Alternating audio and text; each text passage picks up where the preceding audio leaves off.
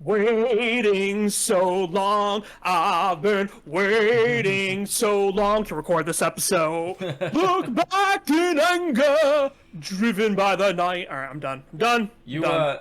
I take the blame for this being so late, but yeah. You know, we were just talking a minute ago that I've been going back and re-listening to all the older episodes, and I do, I'll take some blame too, because I do recall saying on the Heroes episode that I would like you to take your time and spend time on this record. So I certainly did that. you certainly did that. But Robert, Bobby, Lodger, finally. Tonight? Lodger. David Bowie, my Lodger. God. David Bowie, Lodger. I kind of forgot we were doing this. Yeah, fair. and also, like, on that note, with what you were saying before, I had not really heard this album before, so I needed to spend time with it. So, yeah. That's all right. We're finally here to talk about it now. But yeah. how you doing, my guy? How you doing? I'm doing. You're doing? Yeah. Yeah, you can ask me how I'm doing. No, get to it. Let me tell you doing, something. Andy? It's great to see you, as always. It's great to see you, too. I am so excited to talk about this record that I got my Bowie shirt. I have a T-Rex playing guitar, so I win. No, you don't. I've got my Bowie mug, which is featured in past recordings before. Oh, that's awesome. I've not pointed out. I got my Nito, like... We've got props. Oh, we got props, too. Lodger on vinyl. Can I see the other side? Sweet. Yeah, look at that. Awesome. So, we got that. We've got the Lodger remaster on CD. Oh, wait, that's not all. And for you audio-only listeners, you can't see what I'm doing, but I'm showing you the record. Yeah. We've also got the 2017 remix as well. Oh, nice. So we've got all sorts of goods here. So, yeah, now, Lodger, my baby. question to you is, when you were preparing to listen to this album, did you listen to on one or all of those mediums? As much as I wanted to listen on all mediums, I stuck with the 2017 remix, which we'll talk about before we get into the record. Nice. But no, I did not get to. I wanted to listen to it on vinyl once, but that just didn't happen this time. But I've got Scary what about Monsters. you? Did you listen to it? I'm probably gonna do that on the next episode. So anyway, what are you doing on the next episode? I have Scary Monsters on vinyl, so I'll probably listen to it at least once on vinyl. There you go. So do I. So maybe I'll make it a point to do that as well. Nice. I'm kind of like rebuilding my speaker system. So Sweet. maybe that'll be a video one day. But I say, because it's been a while, that we get into the record. Let's do it. We don't have anything, so let's just get into it. Let's do it. So, I mentioned this a couple episodes ago. The majority of my research is from the complete David Bowie book, written by Nicholas Pegg. This book has just been, a lifesaver as far as doing the research portion of all of this. A lot of my quotes, a lot of my information about the records we talk about, as well as individual tracks, really do stem from this Nicholas Pegg book. I can't recommend it enough. It's a great one. There's a couple other Bowie ones worth checking out, but this is the deal right here. I don't know what I'm pointing at, by the way, but the complete David Bowie by Nicholas Pegg. Check it out. All right, let's do it. Sweet. Lodger is the 13th studio album by English musician David Bowie, recorded between September 1978 to March 1979, and it was released on May 25th, 1979 on RCA Records. Lodger was a modest commercial success, peaking at number 4 on the UK charts and number 20 on the US Billboard 200. I was a little surprised about that placement on the US one. After an eventful year that saw the release of 2 studio albums, Low and Heroes, and many other side projects in 1977, Bowie embarked on the Isolar 2 World Tour, which we talked about on the last episode. That was the Low and Heroes tour. During a break in the tour, Bowie regrouped with collaborator Brian Eno and producer Tony Visconti to record the next album. Widely regarded as the third album in the Berlin trilogy, However, this record was solely recorded in Switzerland and finished up in New York. Another book that I just ordered, actually, that's worth checking out. I've read snippets of it. It's called Ashes to Ashes, The Songs of David Bowie, 1976 to 2016. The author, Chris O'Leary, and we talked about this on the last 2 episodes. It's a little questionable to kind of put this record with the other 2. I think Lodger kind of gets clumped as a trilogy with Low and Heroes for marketing purposes, right? There are some similarities that we'll get to when we get to our track by track, but I think Chris O'Leary kind of sums it perfectly in that he says the true Berlin trilogy consists of Iggy Pop's The Idiot, Low, Heroes. Iggy's Lust for Life is like a supplement, with Lodger being the epilogue. And I think that's a much better way to, not getting to my final thoughts already, summarizing this record as sort of the epilogue of that whole 77-79 period. Lodger had some working titles, such as Despite Straight Lines and Planned Accidents. And I think both of these could have been good album covers, because they both kind of allude to the methodology of this record. And what I mean by that is when Bowie and Eno were recording Lodger, the conditions that they created were all mistakes were encouraged, that's a Brian Eno methodology alone, that he would use with the Talking Heads later on with U2 as well. The basic tracks were already laid down by Bowie and Eno, but they said to the other musicians, we're not going to let you hear these songs. We're just not going to let you hear them. We want you to play in the studio and play accidentally. Whatever occurs to you. So in that complete David Bowie book, Adrian Belew talks about this a little bit. And he says, and this is a quote from him, I didn't even know what keys the songs were in or anything. I just kind of went with it. Carlos Alomar has even gone on record and has said that he did not like recording this record. He just did not like this method of recording that Bowie and Eno were very much pushing with the other musicians. And that technique, actually, that we've been talking about on the last 2 records, that's Eno's oblique strategy cards. If you remember that, we talked about that on the Heroes episode. And on Lodger, they push it even further. There's even a track that we'll get to in a little bit where everybody just swaps instruments. And that's kind of an example of the oblique strategy, where it's recording in unorthodox ways. The music on Lodger is based in art rock and experimental rock, but lacks the electronic and ambient styles and the song instrumentation that we had on the last 2 records, Low and Heroes. It features more conventional song structures and explores styles such as avant-pop, world music, which we would later refer to as new wave music. Lyrically, the album is divided into 2 major themes, with side 1 primarily being about traveling, where side 2 kind of critiques more Western civilization culture. This record very much predates, I mentioned world music, very much predates what Peter Gabriel would do a year later with Peter Gabriel 3, as well as what Paul Simon would go on to do in the mid-'80s with an album such as Graceland. So this record, I think, is a little bit ahead of its time. And then finally, before you get to talk about personnel, despite Eno assuming control at certain points throughout this record, he only co-wrote 6 of the songs. Eno felt that the trilogy had sort of petered out by the time they got to Lodger. And Adrian Belew and Tony Visconti have gone on to sort of agree with that statement as well.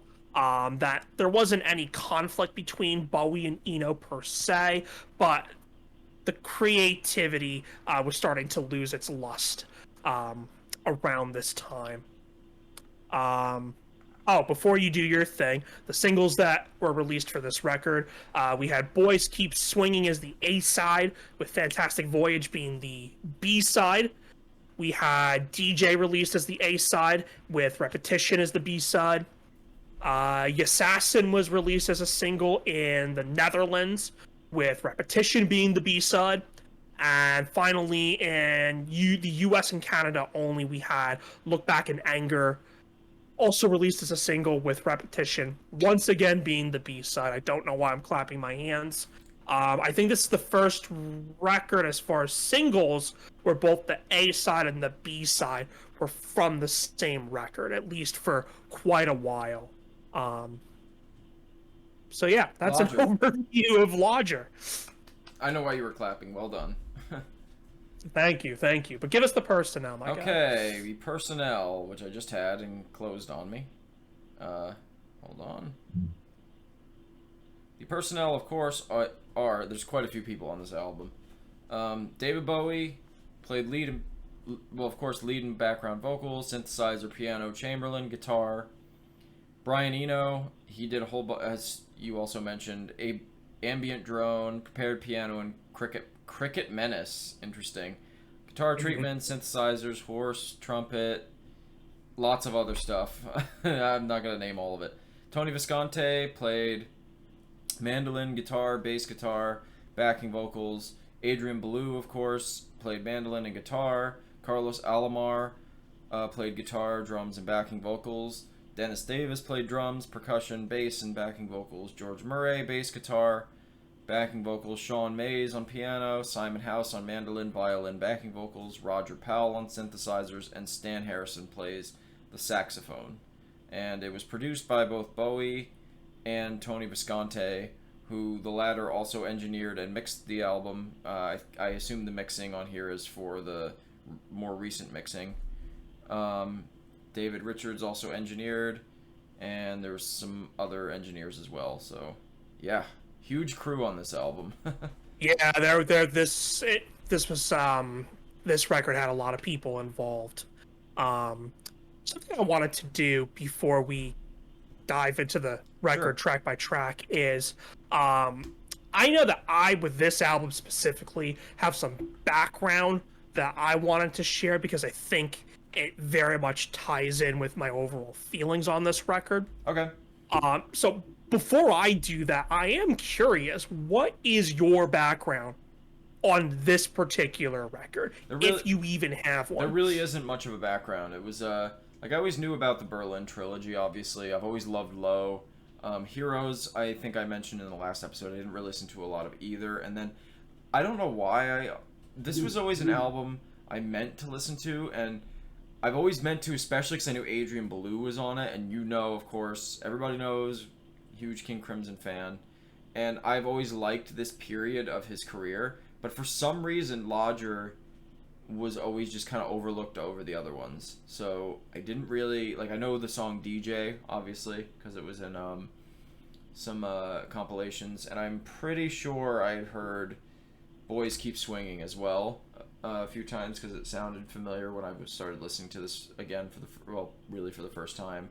But other than that, this album was brand new to me, essentially. So it's very interesting to be such a long-time Bowie fan, and this is going to definitely happen more and more, especially after we get past Let's Dance. There's a lot of his discography I just never touched. So yeah, and I kind of had a feeling you were going to say that. And to coin my own term here, so you have your Bowified term. Mm-hmm. I have my obscured by clouds effect term. And what I mean by that is I think Lodger very much falls under the obscured by clouds effect. So for those of you that don't know what I mean, that's a Pink Floyd reference. Obscured by Clouds is a Pink Floyd record that was released in between what were two critically acclaimed records, that being Metal and, of course, The Dark Side of the Moon. Yeah. And I think Lodger kind of falls into that as it's between, let's just say, Low and Heroes. I always club those two records kind of together. And then Scary Monsters and Super Creeps, which is also a critically acclaimed David Bowie and Let's record. Dance, too. And Let's Dance, which would be a little later, for sure. So I think Lodger kind of gets forgotten about You might say it's What I it's will lodged into an awkward place. Sorry. This guy with Dad Mr. puns. Freaking Comedy Hour over here. But we digress. I'm sorry, Rob. It's funny that you mentioned that because I'm probably gonna talk about that later. So we're on the same page with that. Yeah. So I think what I'm happy to see is that Lodger, I feel like, is getting critically reevaluated, and that's kind of where like my background comes in, with that. So really, two things come into play, and they kind of both happen simultaneously. Shortly after David Bowie died, there was this indie group called Shearwater. I'd never heard of them prior, and actually, I don't even think I've listened to any of their original stuff since.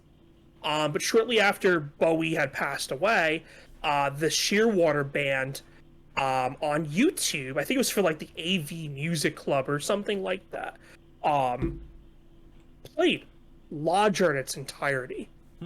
And I maybe listened to Lodger once or twice prior to that, and it was never one I went back to because at the time I thought it was just such a bland record, which is totally not the case. But I remember thinking at the time it was very bland, and the original mix of the album just sounded really muddy. So when I saw that this band had covered all of Lodger, I was like, that's so random of all records. Weird, yeah. I gotta check this out. And so I watched the whole performance and like, oh my God, that was awesome. And so I went back and revisited Lodger again. And I was just like, yeah, I don't know. I don't get this one. Like I thought Shearwater did a really cool rendition of the record, but I'm just not feeling this album still. And then shortly after, the A New Career in a New Town box set came out, and that box set has remasters ranging from Low to Scary Monsters. And not only is there a remaster for Lodger, but there's a remix as well that Tony Visconti put together. And Lodger was a record that Bowie and Visconti both felt was just rushed in terms of the production. And so it was a record that they had talked about over the decades, doing a remix of it. It just, for one reason after another, never happened. So they revisited the idea again back when they were recording the next day, and then it fell through for whatever reason. But then come Black Star, Visconti was just like fixating on the idea of, Lodger. I think he talked about in the complete David Bowie book that, we were recording Black Star, and because David was ill, we just had time, like these snippets of time in between, and it wasn't enough time to start another project, but it was enough time to finally visit this passion project that I've had, and that's remixing Lodger. So he starts with a couple of the tracks, I think specifically all of side one. He started with Fantastic Voyage first. And then he's like, oh, before I present this to David, like I gotta like do more. So he ended up remixing all of side one. So finally he was like, you know what? I don't have a finished product yet, but I want to play this for David, see what he thinks. And so he plays it for Bowie. Bowie loves it, of course, and gives him his blessing to finish remixing the rest of the record. Unfortunately, Bowie didn't get to hear the final product because he tragically passed, of course. But I know he would have been happy with what Tony did with the record.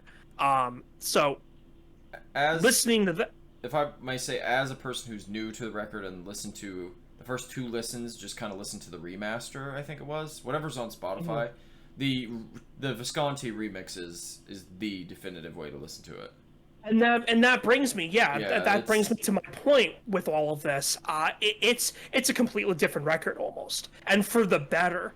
I think while I can appreciate some of the lo-fi, almost punky elements of how the original sounds, this remix that Visconti did was what the record was intended to sound like. This is what Bowie, Eno, and Visconti wanted us to hear back in 1979.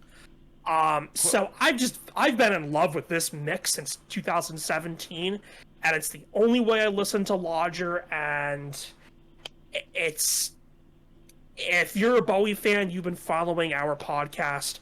If Lodger's just not your bag, it's not one of your favorite David Bowie records, I can't emphasize enough.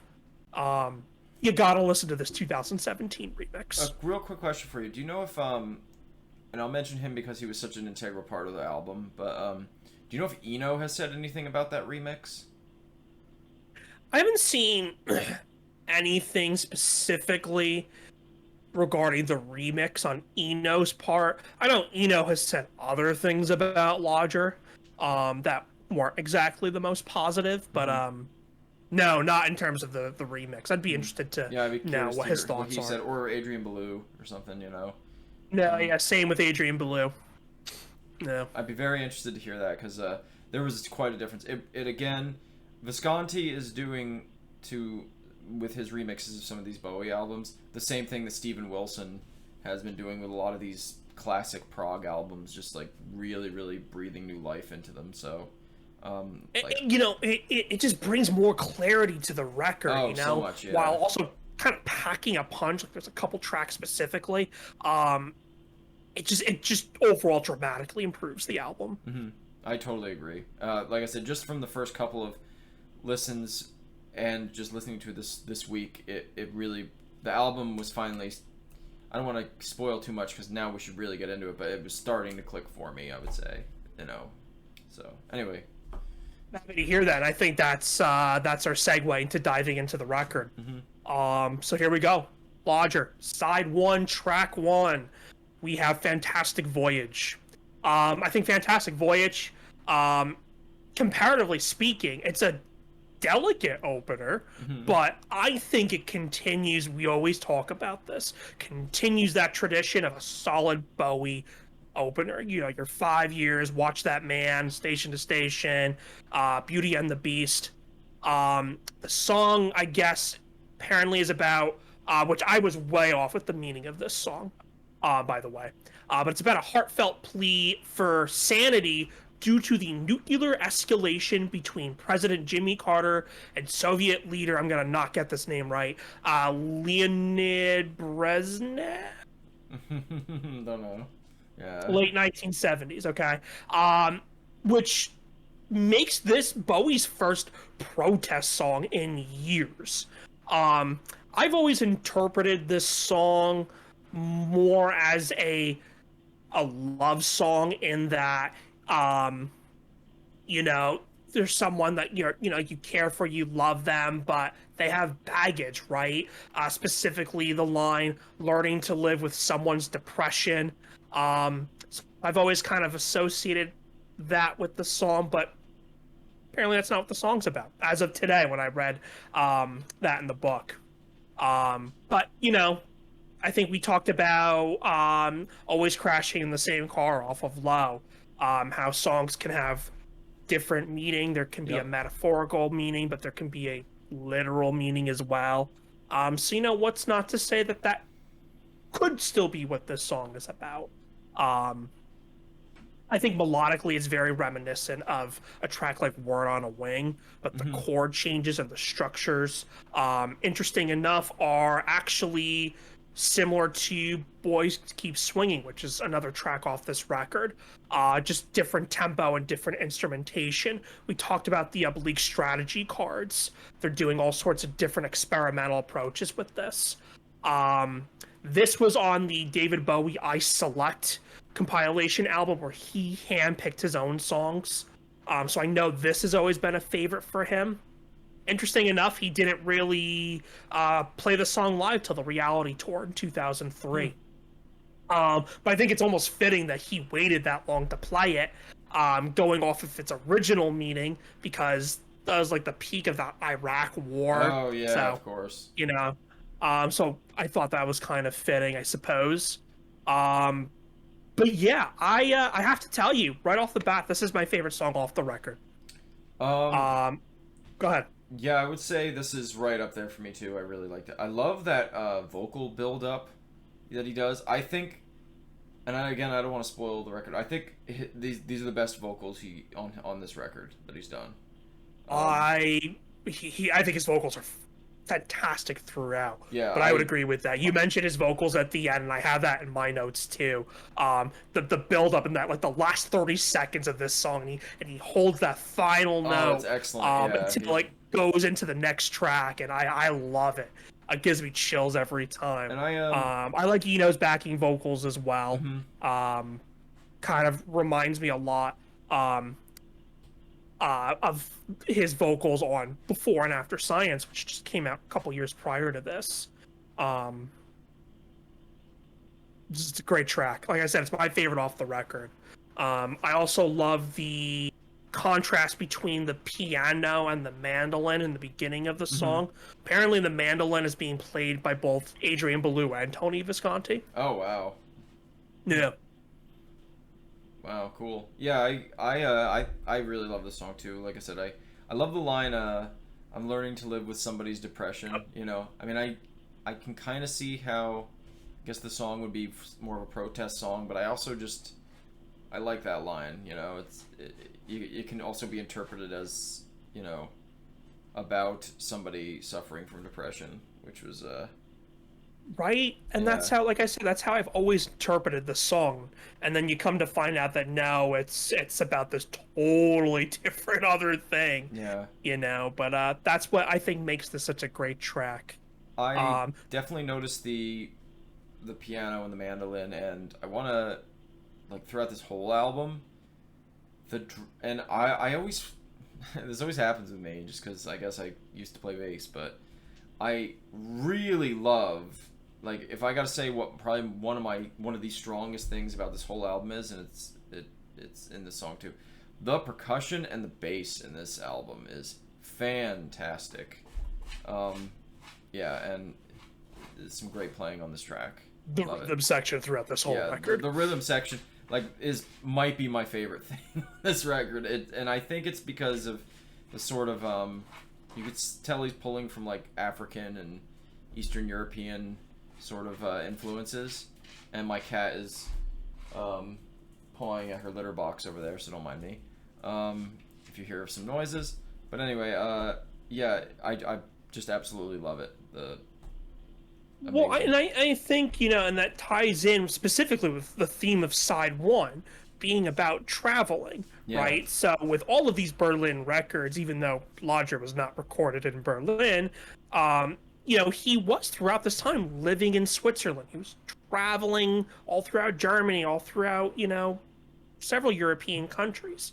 And I think you hear that. You hear the different styles of music all throughout. Which I think, I'll just say it right now, I think stylistically this is his most diverse records thus far.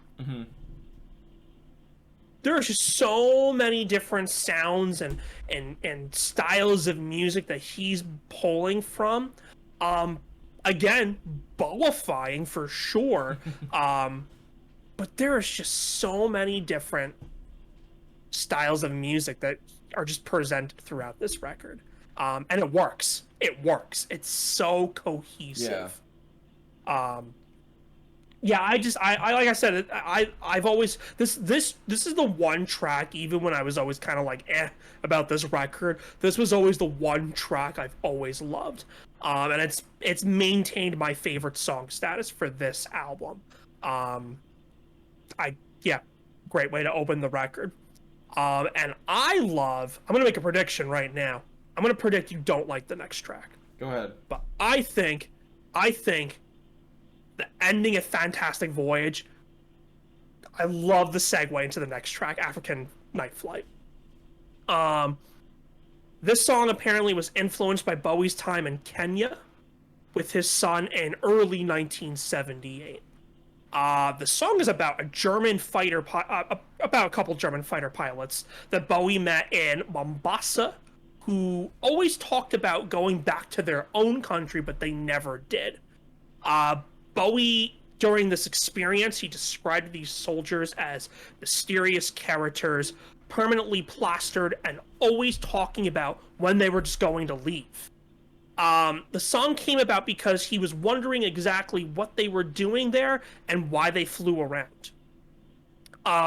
Musically, there's clattering percussion throughout. You were just talking about the rhythm section. The keyboards, I can almost say, have like this dysfunctional tone to them. And there are these sort of like ambient safari sounds that kind of sound like they came from Eno's what's that record called? Another Green World, almost. The vocals, Bowie's vocals, are almost very rap-like, but also kind of have this like David Byrne paranoia to them as well. And I love the bass in this song, especially in the beginning. Yeah. It's so thumping. But what are your thoughts on this one? This is the best. This is the best and worst song on the album. The best and the worst song on the album. Yeah, I'm surprised you. What does that even mean? So, when it comes to like, all the stuff you were saying about like I love the African sound and influences. That sort of like dark kind of avant-garde sound it's got. Like you said, it's very disjointed and what did you say? It had like a kind of safari sound. That's a really good way of putting it. The ambient noises. Yeah, like that. The bass and the percussion are excellent on it, but I can't stand what Bowie's doing vocally. I hate it. I had a feeling you were going to say that. Like it's probably the first time in this whole series where I just want to be like, shut up, David. You know, like no more. Hold on though. You mean to tell me you would take his vocals on the first record over this? I'm gonna quote you and say, what did you say? Or like, that doesn't even count or something. That record, I forget what you said. You said something like that, but yeah, that first record doesn't count. We're not talking about that. Okay. Between Space Oddity and this record. Join the gang. Yeah, I just don't like what he's doing vocally, but instrumentally, it's probably the most interesting song on the album. If this song was an instrumental, it would probably be my favorite. Like, I'm not even joking. Like, I love what's going on in the background, but it's something about his like he's like going so fast. I love that David Byrne paranoia, like kind of like weird thing he does. Don't think Bowie executes it well in this song. That's just my opinion. Interesting. But I love everything else about this song. I think, like you said, that bass is amazing. The percussion, the sound, the darkness to it. I really love it, but I wish it was an instrumental. The vocals just kill it for me. I'm just like, ugh. I'll tell you, this was, and I've loved this song for years now, but this was my grower. I used to hate this song as well. This is an album that I think I still need to go back to some more, and I've listened to it. I'm telling you, I've listened to it over close to a dozen times since, because you were saying that I should really listen to this one a lot. And it's still like it took me a bit to warm up to it, and I'm finally, I think, at a point where I have a pretty good opinion on it, but I can't quite get past those vocals. Those vocals are what just killed this song for me. So. I think we're gonna run into them in the future. I think too, like, even though, like you've said, like you were telling me before we started recording, that you listen to this record every day this week. And obviously I believe you. I know you did. I think this is one of those instances where I've had time on my side. Yeah, you've been, you know what I mean? For years. I've been listening to Lodger for years, and with space in between, right? So this is one of those songs that is an example of what I've been saying to you since the Heroes episode, that this record you have to spend time.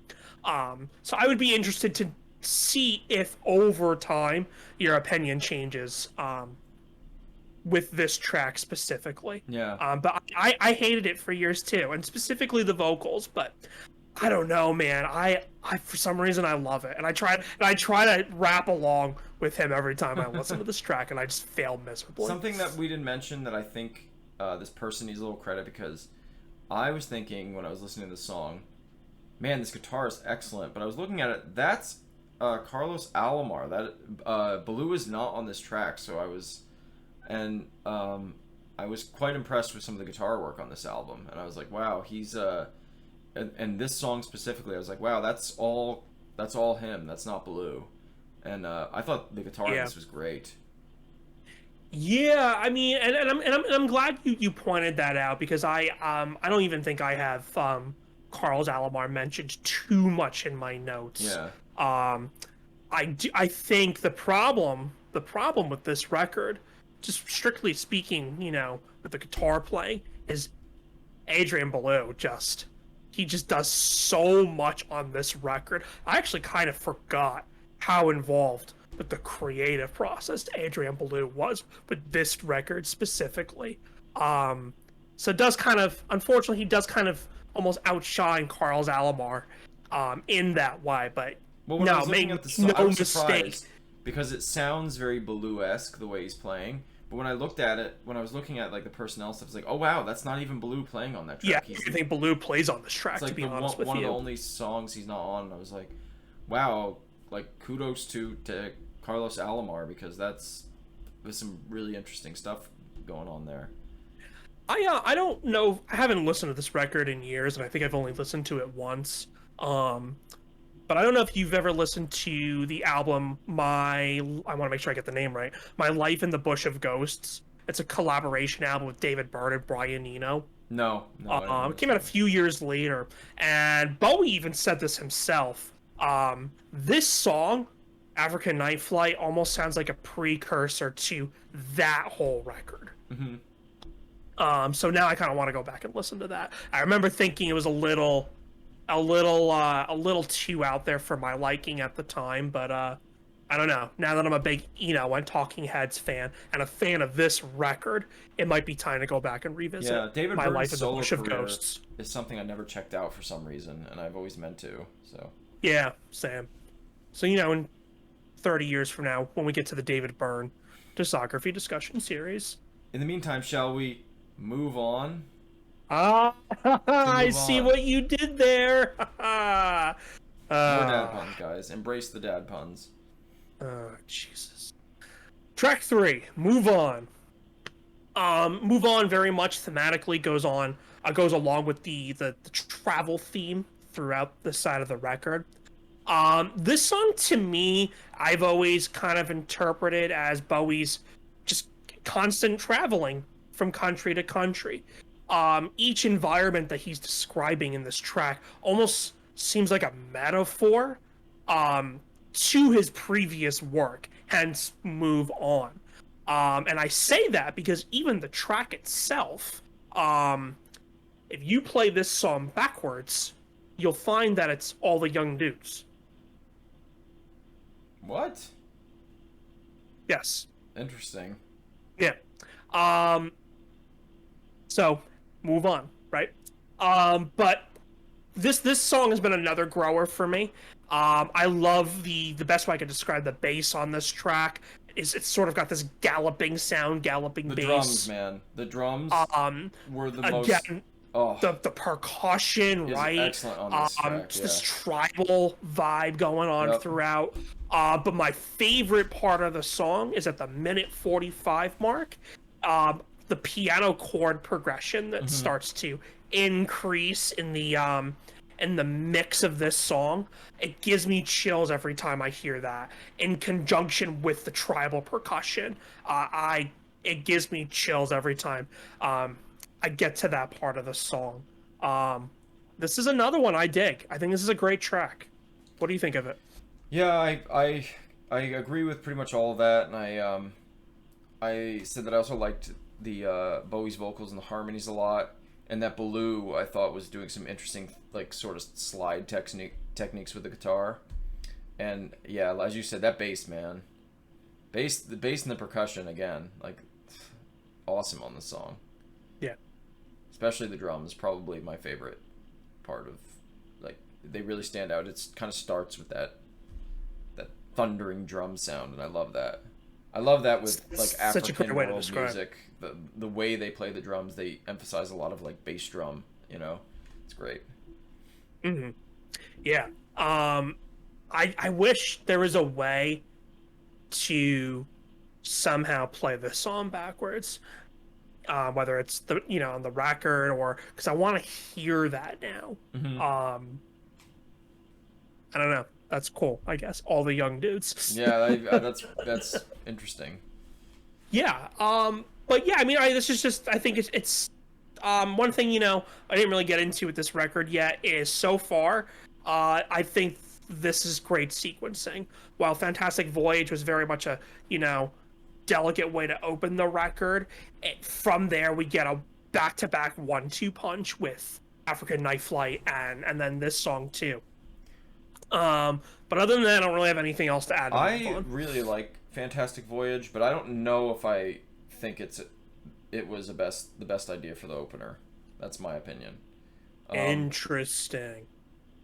Like I said, it's I don't want to spoil anything, but it's definitely one of my favorite album or songs in the album.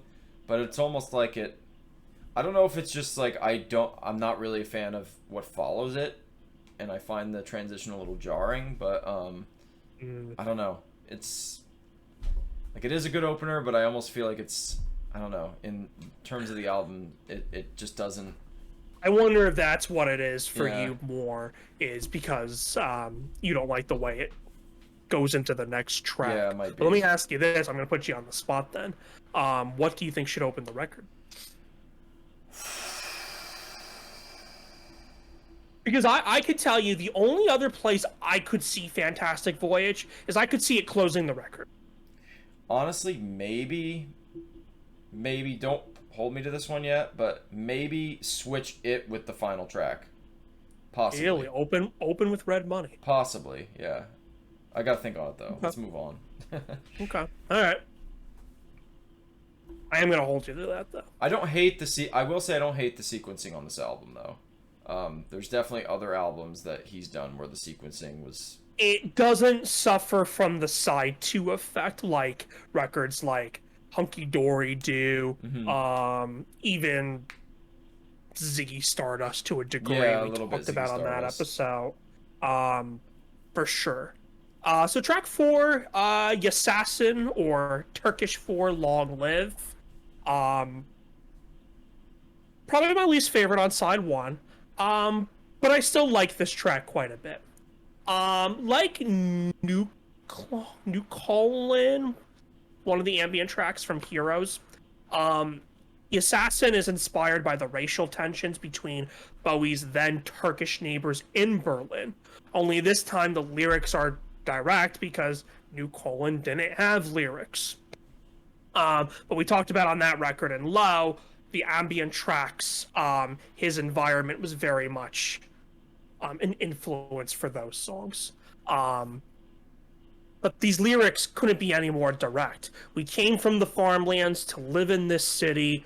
You want to fight, but I don't want to leave. Don't say nothing is wrong, because I have got a love, and she is a feared. What I also like about the song is it takes two ethnic sounds, one being Turkish and the other being Jamaican, and sort of makes it into this like juxtapose, but also cohesive at the same time. Yeah. So that's such a contradicting statement, but that's the best way I could describe these two sounds. I love Bowie's vocals on this song. It's a goofy song, but for some reason the guy line always stood out to me. I always sing along to that line specifically, but it's goofy, but I don't dislike it. But I would definitely say my least favorite off side one. This is my favorite track on the whole album. Really? Yes, I love this song. Really? Yeah, this really was the high point of side one for me. Okay. So this must be the most. You're finally getting your controversy, you know. Or yeah, so this is far probably at the least. most like I don't know. We've sort of differentiated on a Bowie album, I think, so far already. But I love that catchy hook, like you said. I found myself kind of singing along to it too. as I was listening, latter parts of listening to this album. The catching up in lyrics and harmonies. I love, like you said, the Eastern feel mixed with that kind of like Jamaican sound. I think you're right. I think he does it perfectly. And it's weird to mix those two styles together, and for it to actually work cohesively is very, very good. Works. I said that the music feels sort of like also like a combination of like it's folky and kind of light, but also haunting a bit, where it's got that weird sort of synthesizery sound. And again, the percussion and bass stand out to me. And I love the guitar, the violin, and the keyboard textures. And then it kind of gave me also a bit of like a proto new wave sort of feel. Have you ever heard of the band? I assume you know who Mick Karn is from Japan. Mm-hmm. Do you also know Bauhaus? You know that band? I know them. Ironically enough, the only thing I've heard by them is their cover of Ziggy Stardust. Oh, okay. Well, their singer and Mick Karn had a project called Dolly's Car. It really reminded me of some of that stuff, which is interesting. Yeah, which is like a kind of weird sort of like new wavy record. I think you'd really like it actually. But yeah, I don't know. I just really, really liked this song a lot. I think it's got such a cool, like I said, a nice hook. The instrumentation is really interesting. Like, I love that marriage of styles. I think it's great. His vocals are really good. Awesome. Song. First of all, at first I was shocked to hear you said that this was your favorite song. But then as you started explaining it, I was like, okay, now I'm not so surprised. But you had me thinking that we had talked about in one of the older episodes that individual Bowie records create a whole plethora of bands, right? And I think this record is no exception. So 1979, Lodger comes out. This is a new wave record, and new wave still has another year or two. Yeah. So 1979, Lodger comes out. There are bands that are putting out records around the same time that were inspired by Low and Heroes. Bowie's moved on from that sound already, and now he's doing this new thing at the time. And then it would again, like with Low and Heroes, like you had your Joy Divisions. Joy Division put out Unknown Pleasures the same year, right? Bowie was done with that sound already. Then he puts this record out, and then 2 years later, other bands are doing this, and Bowie's doing Scary Monsters. You know what I mean? Like, it's just like he's kind of like always one step ahead. He's so ahead of the curve. Yeah. That I continue to find it fascinating. Yeah. And just to be clear, like I said, I like this song. I really, I'll tell you right now, there's not a single track off this record I hate. Mm-hmm. I like every single song off this record, with some that I love, that will probably make my top 30 when we get there. But Yep. I didn't see that coming. Yeah, I didn't see that coming. I found I was really looking forward to the song as I was listening to the album more and more. I was like, this is really good. This is nice, solid stuff. It's got that kind of, like, you gotta understand, for me, it's kind of got a little bit of there's like a slight creepiness to it, which I kind of like. Yeah, a little bit. Kind of, and that's why I like. Some African Night Flights has that too. That's why I love what's going on. Like I said, that might be the best song instrumentally, but it's those fucking vocals that I can't stand. Like that style. Yeah. I think if I listen to it more, I might like. That may end up being a grower for me too, but I can't get past it yet. So I might need to again even more time with this record. But as it stands right now, I think Yes Assassin is the high point for me. Interesting. Okay. Yeah. Anything else to add to Yes Assassin? Okay. Let's move on to the next one. To You and the Frickin' Punts. Track 5. Closing side 1. Red Sails. I want to tell you, to you it will be a funny story. So when I was listening to this record yesterday, this song came on, and I'm listening to it, and Red Sails heavily features Adrian Belew, which I'll get to in a second. But I'm listening to it, and I'm like, wow, What this song sounds like to me is Bowie going to Adrian Belew. Hey, have you ever heard of this band Noi? I'm going to describe to you what they sound like, but I'm not going to actually play them for you. But I want you to create that sound. And that's what this song sounds like to me, is Adrian Belew attempting a noise song just based off of how Bowie's describing the band Noi. Now, the reason why I'm telling you this story is because this was an Andy thought.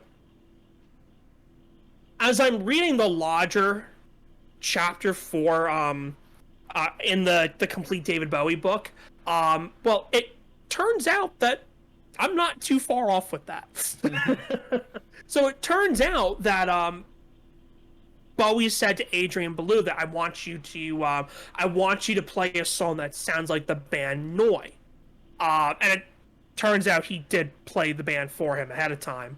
But this song sounds like a Noi song to me. Yeah, we talked about yeah. Noi a lot on the Station to Station and Low episode, and I think this might be the most krautrock, specifically Noi-ish song that he's done. That's like I love this song. I love the guitar work from him in this song. I thought it was really great. I think the track itself would otherwise be a bit average in my opinion, but that guitar work and what he's doing there really amped it up a bit more for me. That's the highlight of the song. Yeah. I'll agree with you there. Lyrically, I think, again, it's continuing the traveling, theme that's going on here, with the line specifically, red sail action, wake up in the wrong town, boy, I really get around. The vocals, Bowie's vocals, almost kind of have like this devil-ish care to them. Not like demon-like, but there's just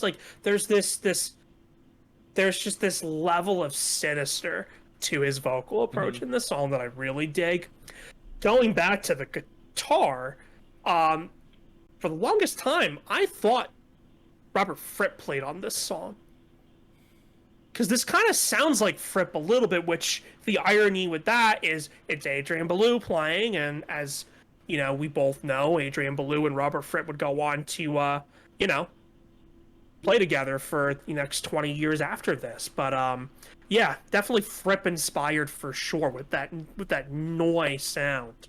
The other thing I really like about this song is there's almost like this really cool call and response vocal approach that Bowie does. Kind of reminds me of the song Tentative Dreams by the Talking Heads. Been making a lot of Talking Heads comparisons to this record, and they will continue, by the way. But yeah, I've always liked that about this song too. It has a little bit of that, also like a hint for those of you who are longtime listeners of that 80s Crimson sound. A very small hint of it, which it makes sense with some of what Belew's doing, and as a big fan of sure. that, I enjoy. Which, to be clear, this came before. Oh, of course, yeah. Because that came out 81. Yeah, 81 was the first Discipline one. came out in 81. Yeah. So it kind of gives you, in retrospect, a little sneak peek at that, which I like. And my God, so Lodger came out in 79, Discipline 81. In between, he also played on Fear of Music and Remain in Light. Yeah. Yep. So just the creativity during that man's career, like just in that short time span alone, is like. And before this, he was on Chic Your Booty. That's right. Zappa, yeah. And he was in the movie.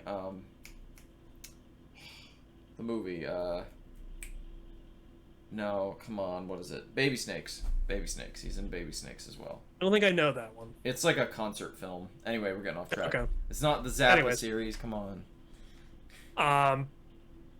But other than that, what do you think of this song? It sounds like it's kind of just middle of the road for you. Like you said, I think the guitar work and stuff is very good. Otherwise, I think the track's a bit average, but I don't dislike the song by any means. I thought it was still a good song. Nice. Okay. Fair enough. Yeah. I'm not a DJ, so I'm not as well versed. Jesus Christ. I'm just having fun now. Well, that's our segue into side two. But before we get into side two, I need to take a potty break. All right, so another stupid pun on Rob's part. Is this what I have to look forward to being a dad? Yeah, pretty much. Yeah. All right. To be fair, I have teacher puns, so they're pretty much one and the same. Oh yeah. But Yeah. side two, track 6, or if you're vinyl individual, track 1, side 2, DJ. So we mentioned side 1 thematically focuses more on traveling, whereas the overarching theme for side 2 is Western culture. And a song like DJ very much critiques that, right? It's almost like Bowie describes DJ culture as this like cynical cult type of thing almost. And if you've ever seen the music video for this song, it very much contrasts that. Which another song, Elvis Costello's Radio Radio, came out I think the same year. Also really like talks about this. Bowie very much hated disc jockey culture, especially during this time period.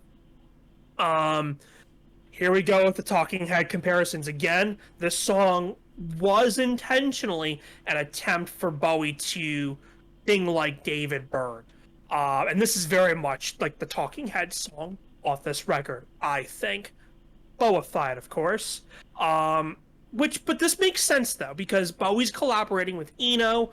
This is right around the time where Eno's also working with the Talking Heads. Lodger came out in between more songs about buildings and foods and Fear of Music. So it would make absolute sense that Eno was probably even playing the Talking Heads for Bowie during this period. I gotta say, one of the highlights for me with this track is Adrian Belew's, the best way I could describe it is like he's got like this squalling guitar effect all throughout the song. I love it. I mentioned the music video. I'm not really a big music video person, but I love the music video for this song. For some reason, this track, the music video stands out. I think this is the catchiest song on the record. I like Bowie's vocals again, especially at the end. He does this similar, thing like he does with Fantastic Voyage, where he holds the note for a few seconds there. And I love it. It gives me chills every time I hear it. This would probably be my favorite track off side 2. It's this and another song that's a close contender.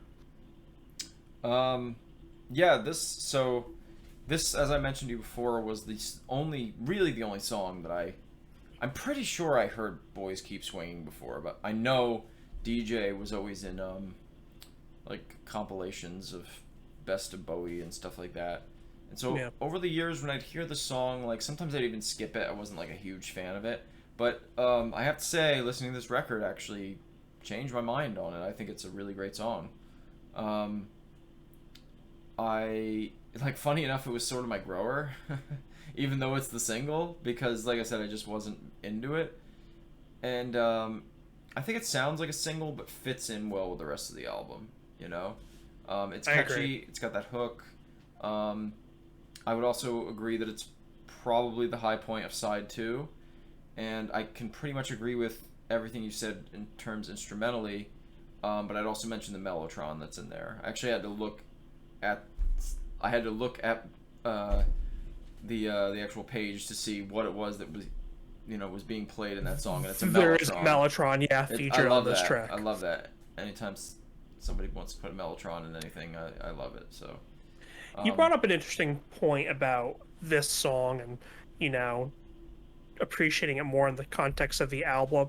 And while I guess didn't necessarily experience that with this record, because I wasn't around in 1979, but I don't know if you've ever experienced this with, I guess, more newer music where you'll hear the new song or the new single from a band and you're just kind of like, this is okay. You're not crazy about it, but then when you hear it in the context with the rest of the record, Yeah. you're like, this is great. Yeah, This that's is great. true. Yeah, that. And I think DJ's an example of that. Yeah, I agree. While I think it meets all the criteria for being a single, especially, released in 1979, I know this was a track for the longest time I wasn't crazy about. But again, as I was getting more and more into this record, like, yeah, this song just fits with the overall vibe with this album. And it doesn't for sure. suffer from the single effect. This is my new term that I just made up right now, where The single effect. where the single is either overplayed or, is sometimes overshadows the album, and when you listen to it, you're like, oh, I don't want to have to listen to the single. There's a few albums, I would say, not even just Bowie, that's the case with certain songs. So, but I think this one fits nicely in this album. To use Bowie as an example on the flip side of that argument, I think of a record like Young Americans, and what you and I talked about throughout that record was that record as a whole was just him doing soul music as opposed to him Bowifying it, right? Mm-hmm. But then you get to Fame, and you're like, this is him Bowifying this sound. Why did we not get it? And that was the single off that record. Why didn't we get this throughout the record? Yeah. But yeah, I see what you mean with that. Anything else to add to DJ? No. I love this song. I just hope when you watch this back, you don't look back in anger.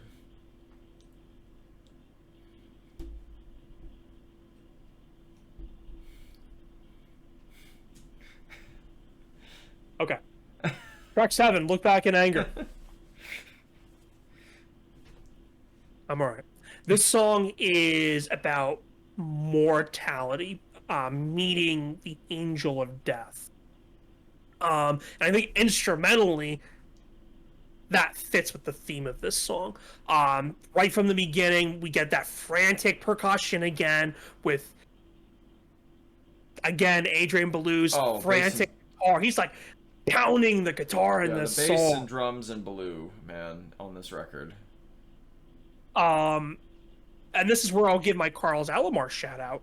That rhythm solo is awesome. I think that's the highlight of this song, actually, amongst everything else that I just got done gushing over. I think I'm gonna give it to my boy Carlos for this song. I think he's underrated, not just in this record, but from this time period. Because I wanted to look at him, and I guess he started in the Young Americans record, and was with him to Scary Monsters, Let's Dance, something like that.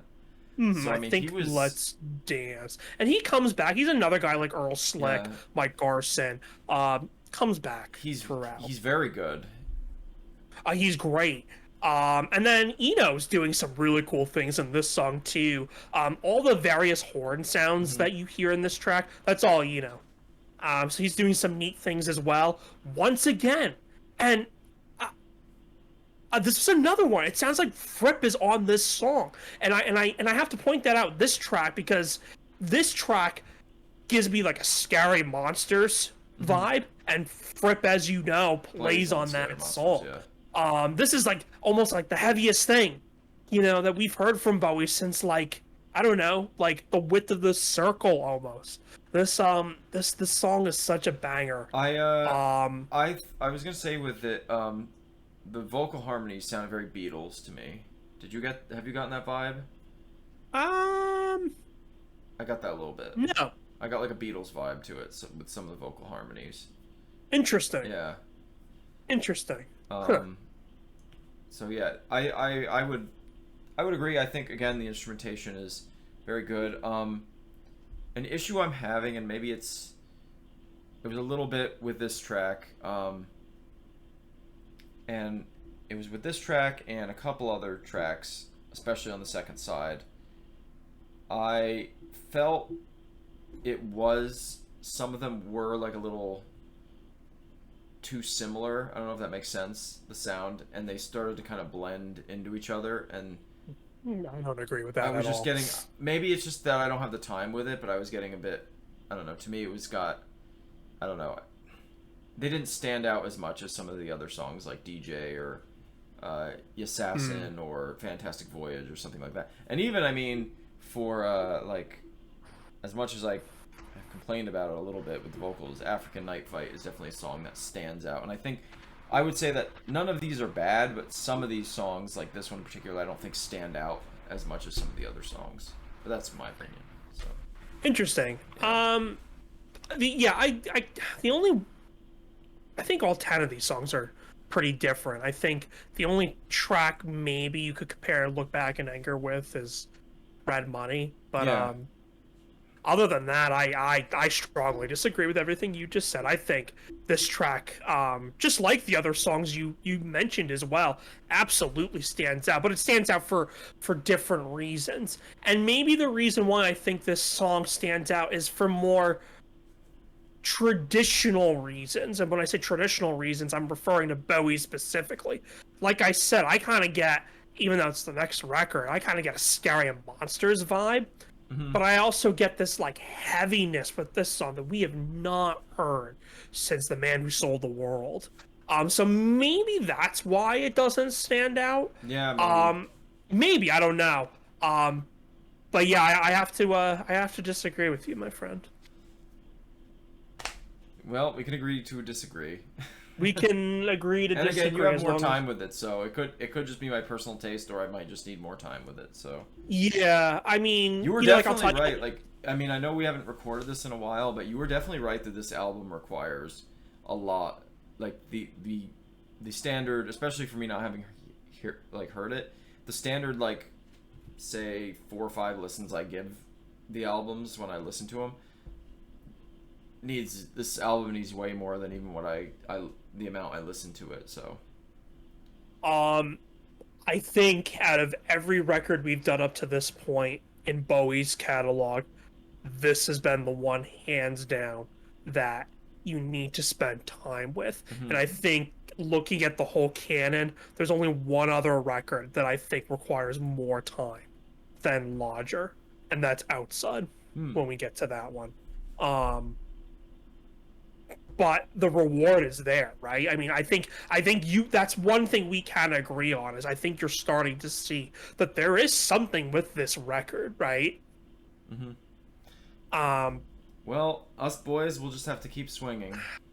You know, I knew you were gonna do that. Let me finish with Look Back in Anger really quick, before you continue your dumb puns. This song was re-recorded in 1988. You said something and I don't care. Was re-recorded in 1988. And it's kind of funny because this 1988 version was described as a new brutal version of the song, with a guy named Reeves Gabrels, who would go on to be a Bowie collaborator. Mm-hmm. Reeves is part of the Tin Machine group. He's part of the 90s lineup. He currently plays with The Cure. So this is another name that will be popping up later.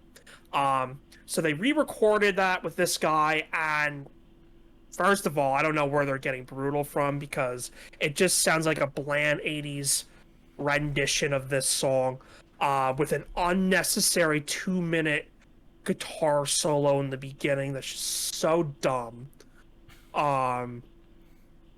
Yeah, it's like, it's not bad. It's just it's stick with this version. Like, I don't know why they re-recorded it, but yeah, that's all I got for that. So now say your stupid pun again. It's over. I already said it.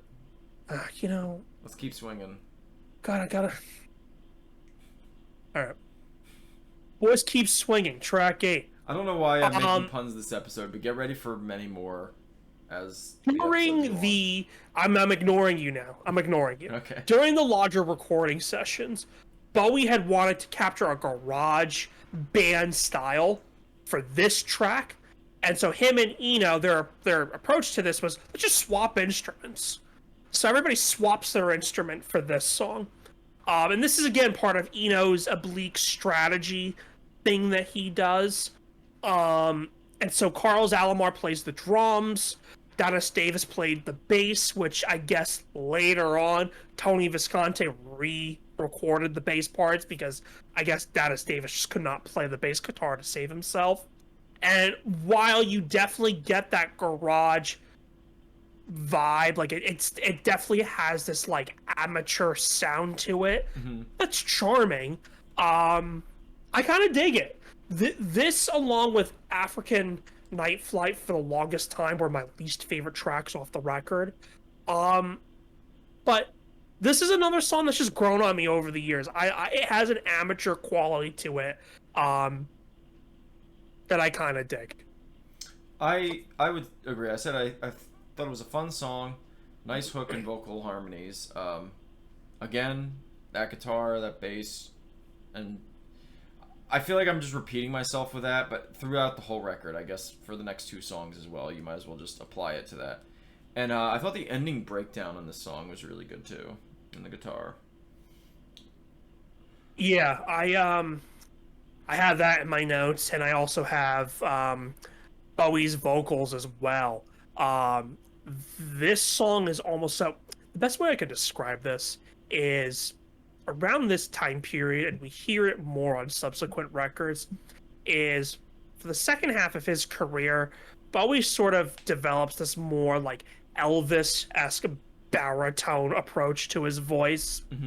I think it's very prominent throughout Let's Dance, Let's Dance On, really. But you kind of hear it a little bit in this song. Yeah, you know what I mean? Yeah. And I'm not. I like that deeper approach that he has too. I mean, look, we all mature, right? And part of that is, if you're a singer, your voice is just gonna deepen. It's not gonna be what it once was. You're not gonna hit those high notes especially forever. all the drugs and stuff he was doing. Well, on top of drug debauchery and all of that, for sure. The other thing I wanted to talk about with this track is never have we come across a Bowie song up to this point, at least, where even to this day, there is debate as to what this song is about. And I've kind of got it narrowed down to three as like the three most debated. One is it's just a message of optimism to his son, who was 7 at the time. That can make sense, right? Just given, what the song is about. Another one is like a tongue-in-cheek, almost assault on male chauvinism. That's kind of the approach I've always taken with this song. And then the third being about homosexuality, which could also be valid as well, too. I think of a line such as, "When you're a boy, other boys check you out." And that line could be open to interpretation as well. Doesn't have to necessarily be, lenient towards homosexuality. But those are the three, interpretations that have been most debated. Like I said, I've always kind of viewed this song as kind of a jab at male chauvinism, but what do you think? How have you interpreted this track? I'm losing my voice. You went way deeper than I did. I wasn't really. I don't know. Again, I kind of suffering from paying a bit more attention to the actual musical part of it than the lyrics. We've talked about that before. You do tend to. It's kind of my Achilles heel with this sometimes. Yeah. Unless it's something like the lyrics for Fantastic Voyage, particularly, it's usually the last thing I notice, unless they really stand out. But I could see, just from kind of trying to play it back in my head, a lot of the theories that you're talking about, I could see any of them really applying to the song. It's another one where I agree. I like that it's open to interpretation, and the fact that it's so open-ended that people still don't know what it's about. I like that. I think that makes it a better song than if it was like a more specific, if it was more specifically about something, Yeah, I agree, and we've talked about that several times. That's what makes a great song, right? That doesn't have this direct, meaning to it. That it's open for interpretation. How you interpret the song isn't going to necessarily be how I interpret it. I agree. So I agree. I think that's what makes this song a great track. Yeah. Do you have a stupid pun for the next track? Nah, I'm getting tired of repeating myself. No. Track 9, Repetition. This song is apparently about domestic abuse, and Bowie kind of trying to understand why it's common specifically in Western culture. But now kind of knowing that, again, I think the instruments once again reflect the theme of this song too.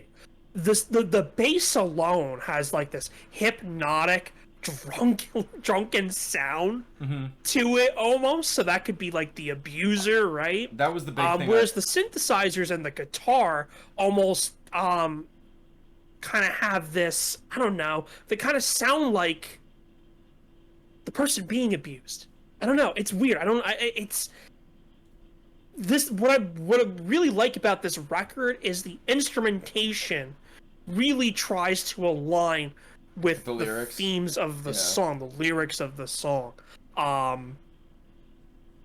The end of this song has this really cool loop effect that I like. Kind of gives me a Radiohead post Kid A vibe.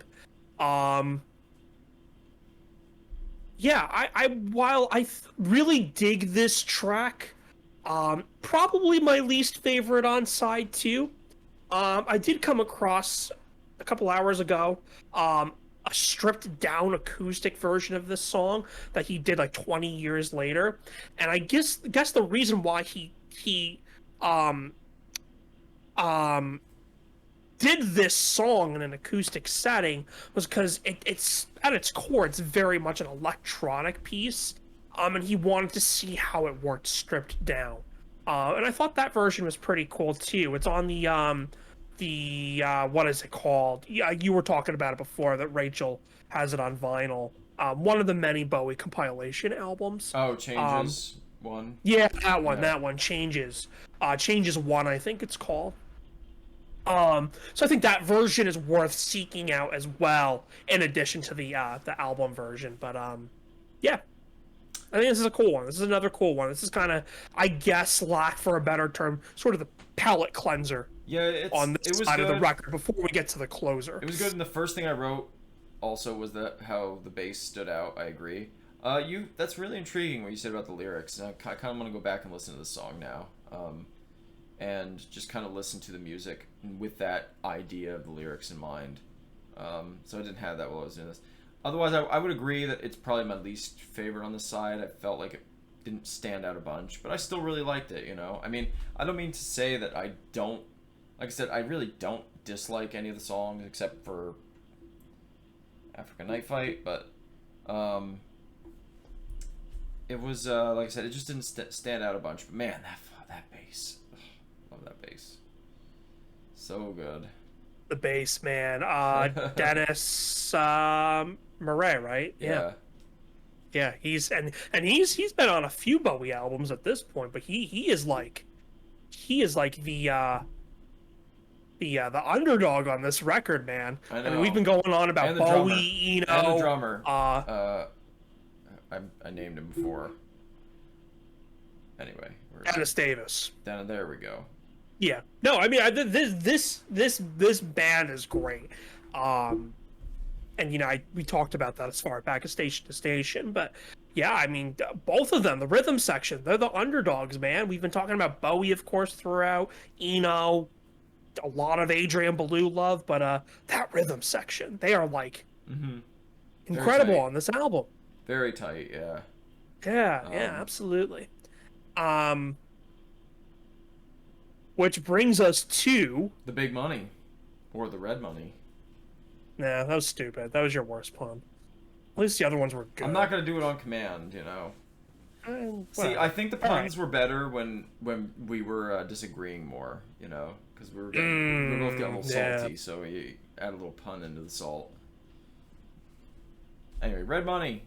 Anyways, Red Money, closer. Red Money, interesting enough, is a rewrite of Iggy Pop's Sister Midnight, which Bowie wrote. And I don't know, this one gets, for some reason gets punched a lot by, it's like a punching bag, right, with the fans. And I I really love like it this just one. as much Yeah, as Sister Midnight. I really like this one. For a while, this was I've gone back and forth. For a while, this was my favorite, and like I said, now Fantastic Voyages again. But Bowie's described this song as being about responsibility. The song also references a small red box, and this is a reference to the reoccurring images that he's using in his paintings. He was really like heavily into painting around this time. And so the pictures he was painting were about accepting responsibility. But these pictures always featured this red box, hence the line, such responsibility, it's up to you and me. This song to me is very post-punky. Again, and it's my last Talking Heads comparison, reminds me of like Talking Heads' Fear of Music meets Para Ubu's The Modern Dance, their debut album. I can see that. Yeah. Kind of get a vibe of both of those bands. I love this track. It's very heavy. Something I didn't really pick up on until when I was listening to today is again the percussion. Oh, the yeah. percussion throughout this song, and it builds and it builds and it builds until it reaches, a climax at the end. This song is brutal, man. I love it. I think it's a great way to close the record. Yeah, I thought I thought that to be honest, like, it's funny that you were saying that it's kind of a punching bag. I thought it was the best song on side 2 aside from DJ. I would agree with that. I just wrote that it was kind of reiterating some of the stuff you said. Kind of weird art rock sound to it, which I really like. You perfectly described it with like Fear of Music sound. I think a lot of that early has a lot. It really has. You could tell that it was very influential to that sound. The percussion. I noticed that it kind of has an interesting sort of funk / like sort of sludgy sound to it, which I really liked. Like you said, it's kind of heavy. And there's something silly I noticed. It's probably just a coincidence, but the intro, there's this like little synthesizer opening to it, sounds exactly like Feels Like the First Time by Foreigner. I hate that you just made a Foreigner comparison on this podcast. I listened to the intro of that, and then I listened to the other song. It's exactly the same. Just this like little quick the quick little like synthy piece in the beginning. It's exactly the same. I was like, that's what? That is so weird. Which means it would be exactly the same as Sister Midnight as well. So there you go. But the fact that you just compared David Bowie and Iggy Pop to Foreigner, that's worse than all your puns combined. Wow. I think we need to call it a wrap. It is exactly the same. Listen to it. You'll be like, oh wow, that's remarkably similar. I don't care to.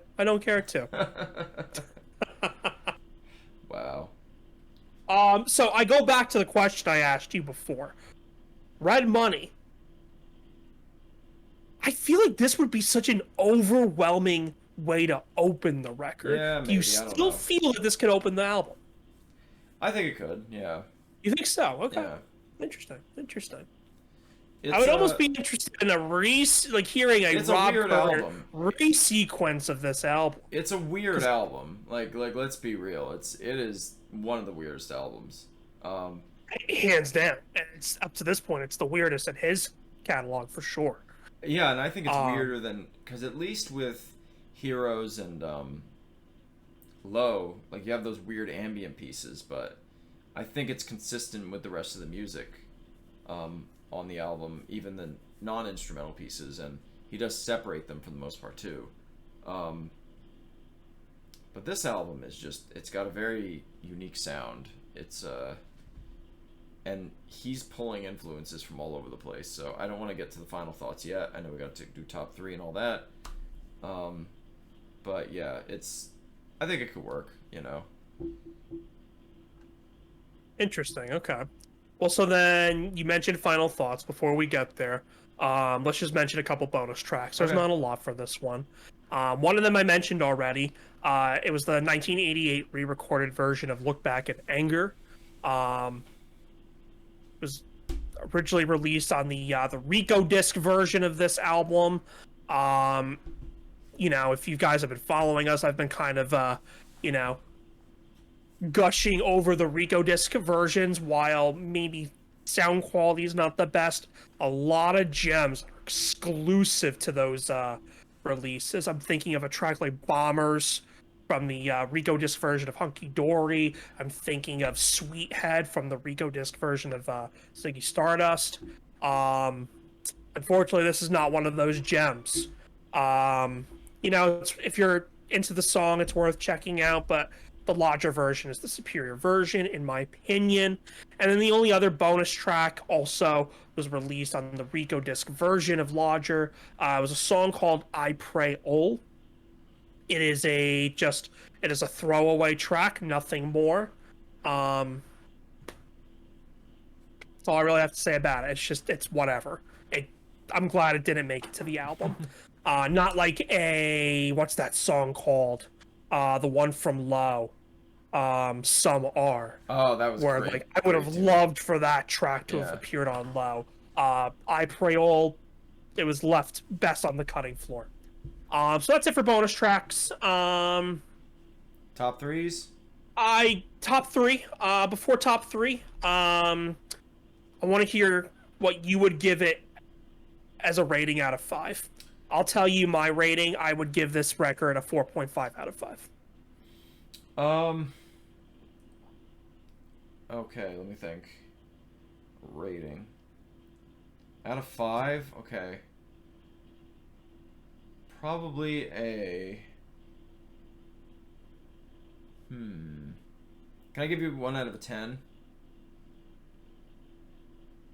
Now, when I said 4.5, that's like essentially a 9 out of 10, right? So Yes. why can't you stick with my formula? Why do you gotta go and change things up? Fine, I'll try to go with the... Out of 5. I give it like a... Do do do.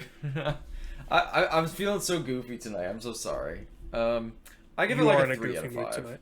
I think. A 3 out of 5. Okay. Yeah. Okay. All right. Out of 10, I'd give it like a 6 out of 10. Okay. I think that, and I'm only doing that because, I'm just thinking about the discography that we've covered so far, and I definitely would say that while I really liked this, I don't think I liked it as much as like Low or Diamond Dogs or Ziggy or Heroes even or Hunky Dory or something. It's not like how do I want to say it? It's not like I really don't like the debut, and I'm really not a fan of Young Americans either, and I'd say it's probably better at least than something like Space Oddity, but it's not on that lower spectrum, you know what I mean? It's just compared to some of the other ones, it's just on the bottom of that tier, and then you kind of go down quite a few steps to at least the first 2 records that I mentioned, the debut and Young Americans, in my opinion. So I also think I needed more time with it. I've put a lot of time. I would agree into with that. One thing that I was thinking about when you were going over the singles, and you mentioned that that piece from, I think it was Low. I haven't yet. I want to listen to the Berlin trilogy back to back. I think that's something that, and we were talking about things that we've said we were going to do in previous episodes before, but that is something that I really want to do now that the Berlin trilogy is wrapped up. I want to listen to Low, Heroes, Lodger, and just to get that transition, and maybe even, if I get to it, just incorporate.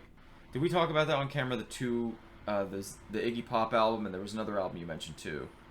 Yeah, we talked about the first 2 Iggy records. Yeah. The Eddie and Lust for Life, and then we also threw in Maybe it was Scary Monsters at the end.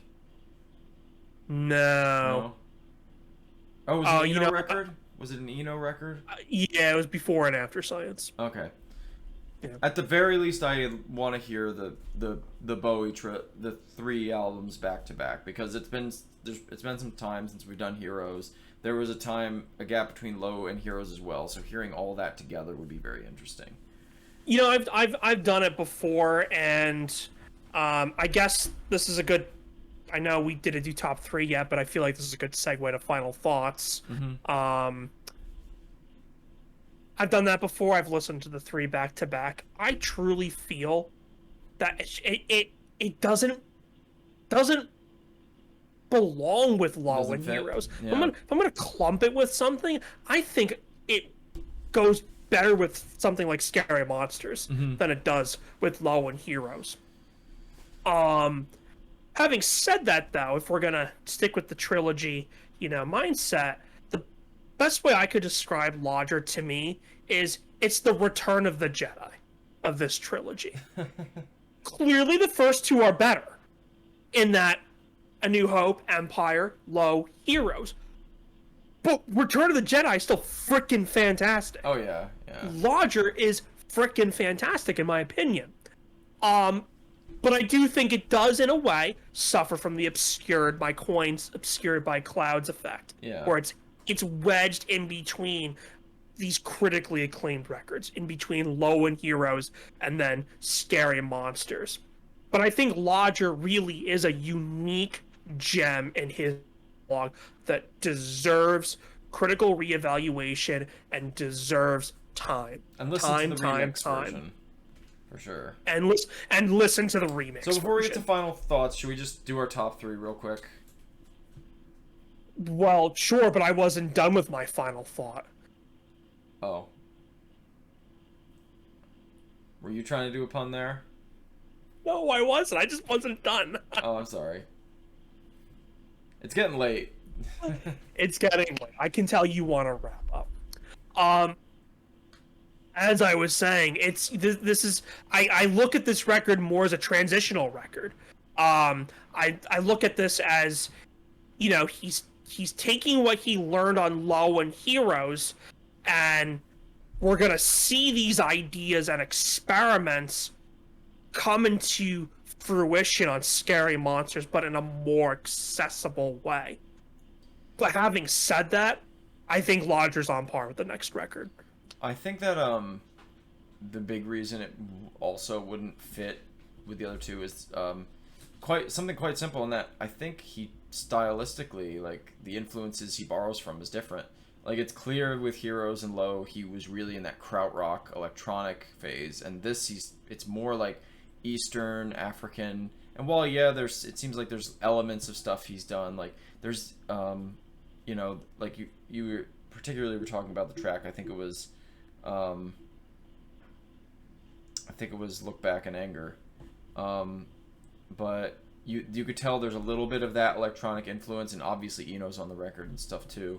But they just went in a different direction. Like, yeah, it's hard to, and none of this was recorded in Berlin, right? So none of this was. So it's weird to lump it into as a trilogy when it's stylistically different, thematically different, and wasn't even recorded in Berlin like the other. I've said this before. I think it was a marketing ploy because Eno was still collaborating with him. It's like, oh, well, they just did 2 other records together, so the Berlin trilogy. And we haven't gotten to it yet, but having heard Scary Monsters and also having gone over Lows and Heroes, you're right that it does suffer from being wedged in between. It's kind of it seems like an awkward record to place, kind of like Diamond Dogs in a way. Diamond Dogs is a bit it reminds me of Diamond Dogs in that aspect, where it's this great record like Diamond Dogs that just gets, it's like a transitional record almost, caught in the middle with all these other great records surrounding it.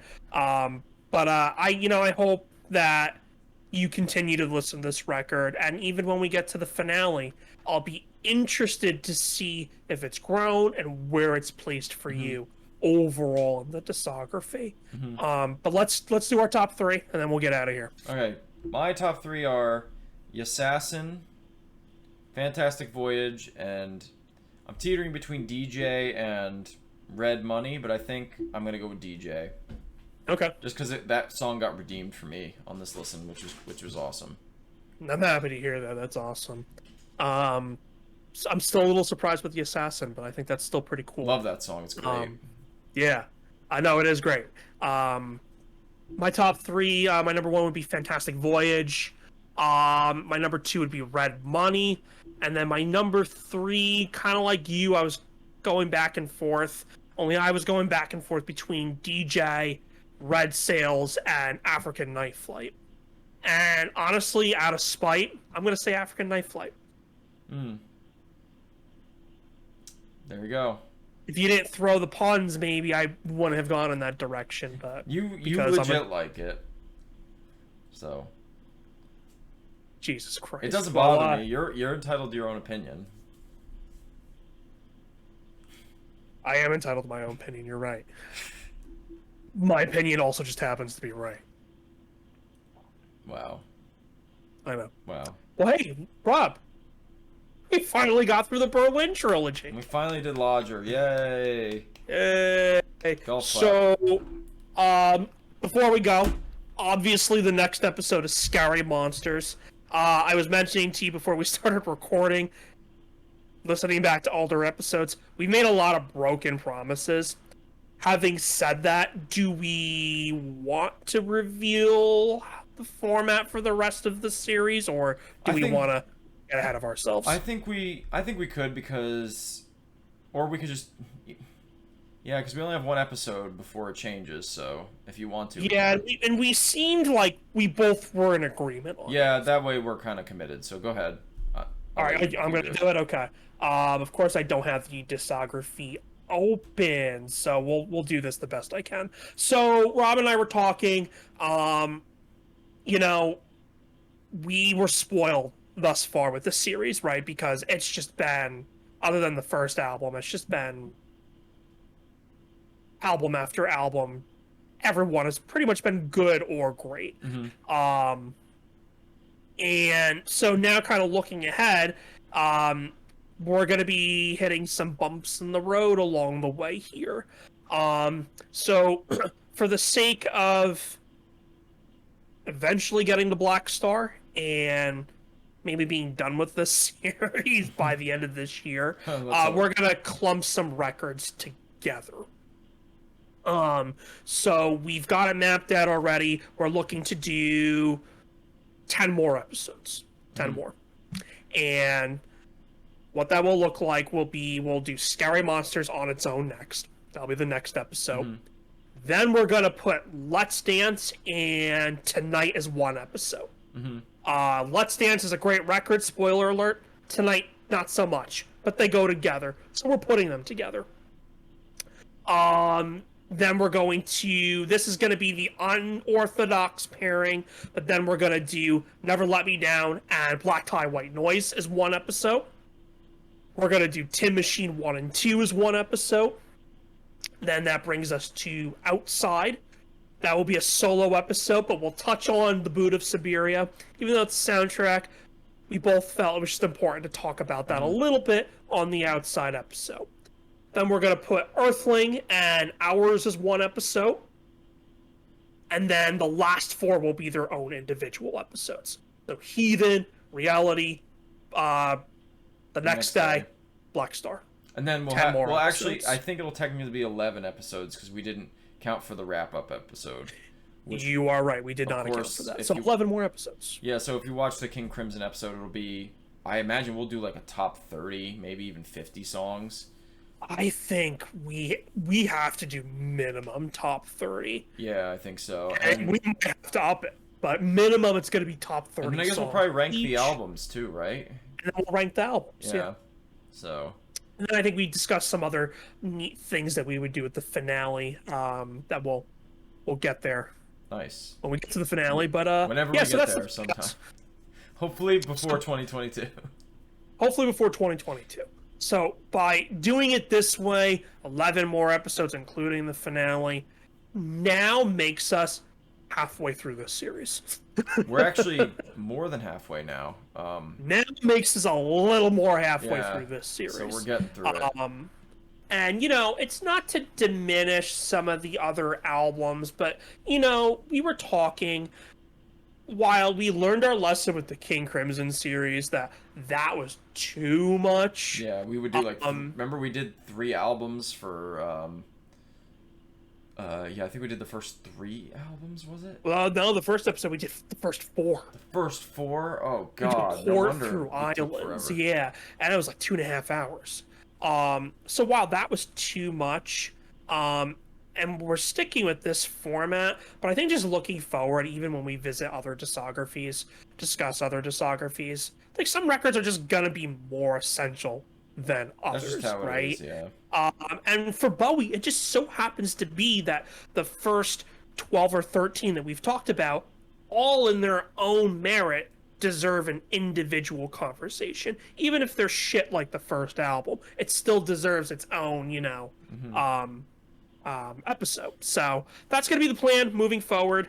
Like we said, an album like Scary Monsters will be its own episode. Outside will be its own episode.